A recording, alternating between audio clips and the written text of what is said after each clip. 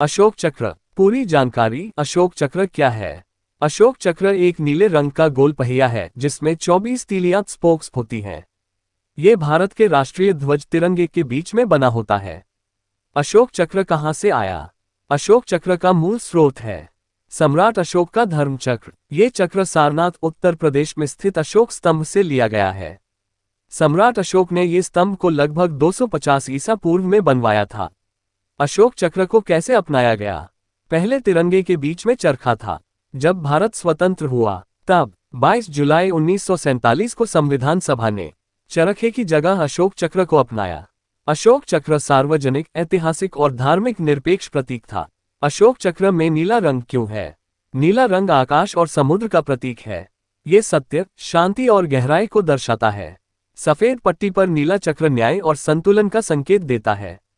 अशोक चक्र में 24 तीलियां क्यों होती हैं? 24 तीलियां जीवन के 24 मूल्यों को दर्शाती हैं। स्कूल स्तर पर आमतौर पर ये अर्थ बताए जाते हैं: प्रेम, साहस, धैर्य, शांति, सत्य, करुणा, ईमानदारी, अनुशासन, न्याय, कर्तव्य, विश्वास, आत्मसंयम, सेवा, समर्पण, परिश्रम, त्याग, सम्मान, समानता, सहनशीलता, जिम्मेदारी, नैतिकता, राष्ट्रभक्ति, एकता, प्रगति। इसका सरल अर्थ जीवन लगातार चलता रहना चाहिए।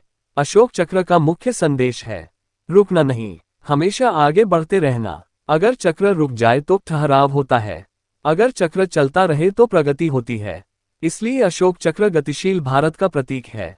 राष्ट्रीय ध्वज के बीच में अशोक चक्र अपनाया गया है।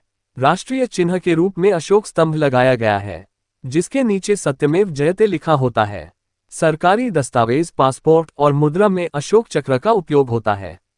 अशोक चक्र सारनाथ के अशोक स्तंभ से लिया गया है। इसमें 24 तीलियां होती हैं। ये धर्म, न्याय और गति का प्रतीक है। 22 जुलाई 1947 को तिरंगे में शामिल किया गया। ये निरंतर प्रगति का संदेश देता है।